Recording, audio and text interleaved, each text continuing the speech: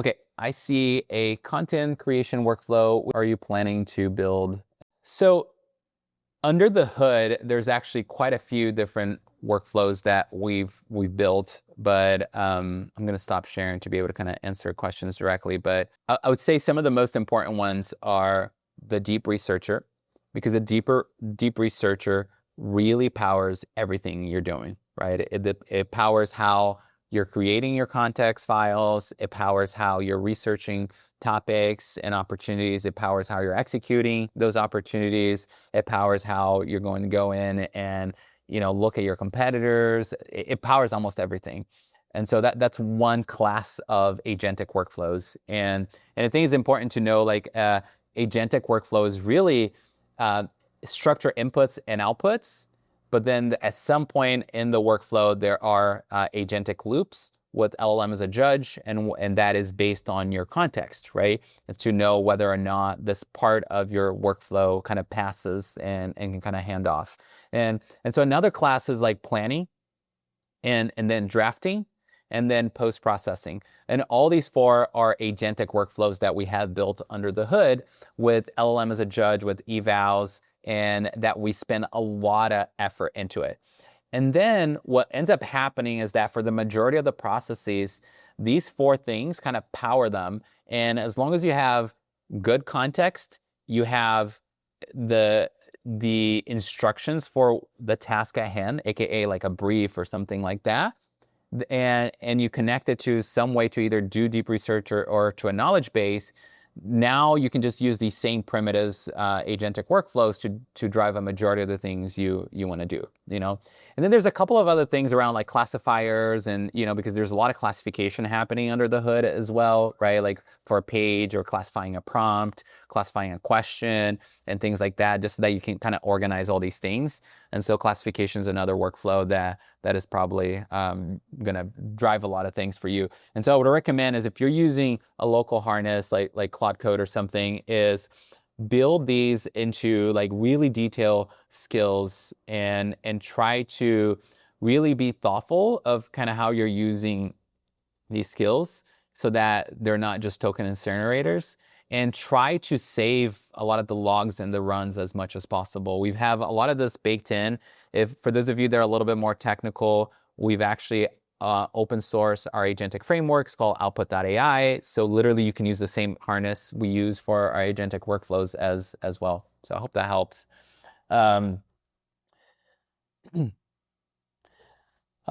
Next question from Julia here is, have you noticed whether the underlying website technology like WordPress, Webflow, or custom site build has any influence on how LLMs interpret the content and understand the site's content?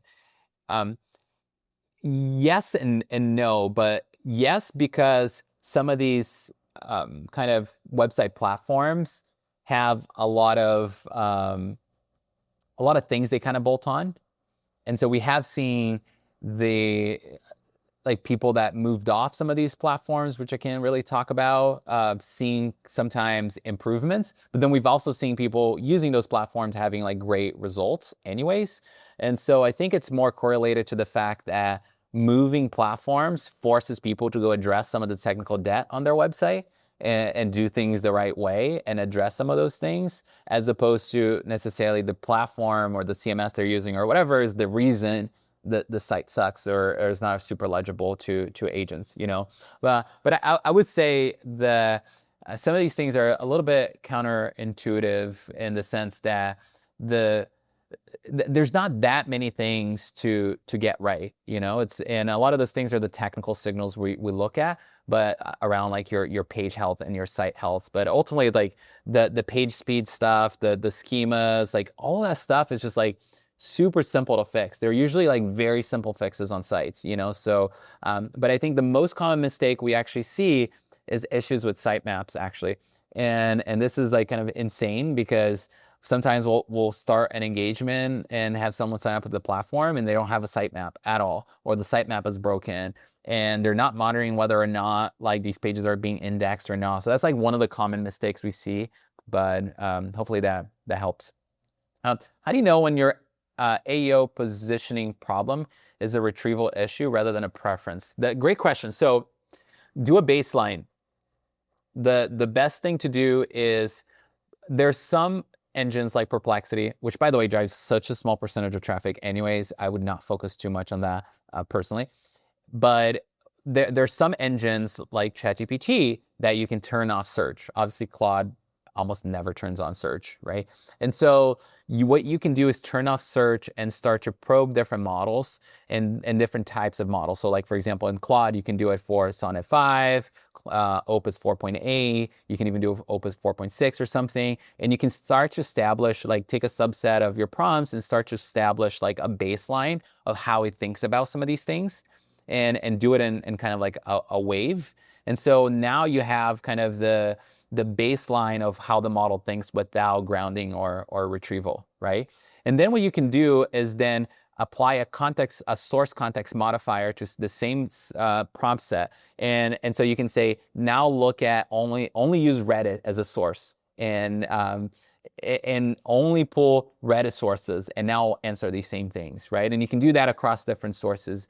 And then, once you have enough data there, then you can start to see if there's like big deltas in kind of like the perception and what's driving that.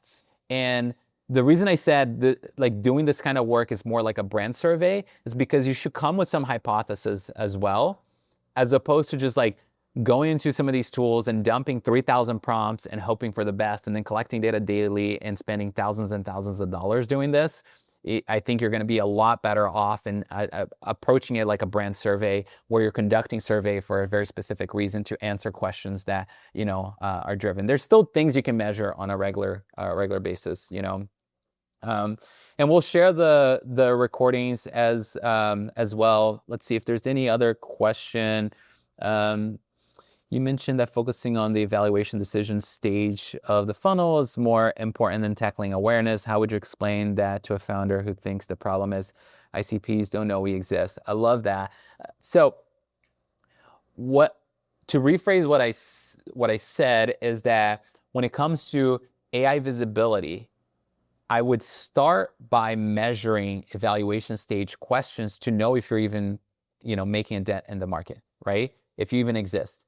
But if the answer to that is like, no, you're like never recommended and no one even knows you exist, then I wouldn't put a lot of efforts continuing to do that. It's just like a baseline you want to know as a baseline if you're being recommended or not. But then a lot of what we've done is put these things aside, and the best way to predict what people are putting into ChatGPT and these services, the best way to predict what people are going to search on Google is to actually go gain a deeper understanding of your market. And the old school, just interviewing someone, grabbing your transcripts, and then using a lot of this data like citation data, how AI is answering it, keyword data to validate if there's volume and demand for that can work. But if you're really early on and people don't know you exist, like actually going long tail from a deep understanding or insight into your market and really just becoming the best answer to those things we find will pay dividends, because then you can start to really drive some traffic and start to build awareness and hopefully have enough resources to start investing in a few other channels as well to build awareness faster, like founder-led content, doing some partnerships, being out there on events and conferences, and just trying to also engage in posts with people that are more influential or engage with communities in a very authentic way. Awesome. I think this is it. All right, folks. I'm almost losing my voice, so I hope this is valuable. I really appreciate you all joining and taking the time. We'll package up the replay, give us a day or so, and then we'll take this mind map and make sure there's just like nothing here we're not allowed to share too much, but we're gonna try to slice this into more digestible things so that the mind map is useful for everyone else. But also send comments or send me an email or direct message if there's aspects of this that you wish I went deeper, because that will help inform future workshops as well. And we do have one already scheduled that Danny just dropped the link. So thank you all. Appreciate it, and we'll see you next time. Cheers.